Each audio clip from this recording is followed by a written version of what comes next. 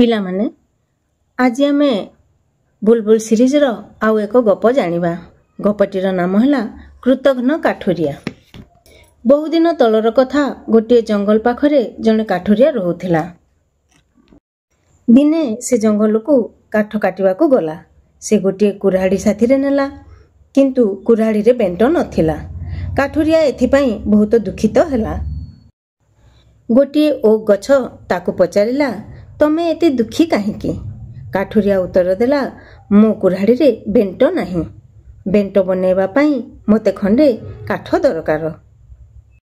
ଦୟାଳୁ ଓକ୍ ଗଛ କାଠୁରିଆକୁ ବଢ଼ିଆ କାଠଟିଏ ଦେଲା। କୁରାଢ଼ୀ ଠିକ୍ ହେବା ପରେ କାଠୁରିଆ ଜଙ୍ଗଲର ଗଛଗୁଡ଼ିକୁ ଗୋଟିଏ ପରେ ଗୋଟିଏ କାଟିବାକୁ ଲାଗିଲା। ଏଥର ସବୁ ଗଛ ଚିନ୍ତାରେ ପଡ଼ିଗଲେ। ବଡ଼ ଓକ୍ ଗଛ ଦେବଦାରୁ ଗଛକୁ କହିଲା, ଏହା ମୋର ହିଁ ଭୁଲ ଥିଲା ଯେ ମୁଁ କାଠୁରିଆକୁ ଖଣ୍ଡିଏ କାଠ ଦେଇଦେଲି।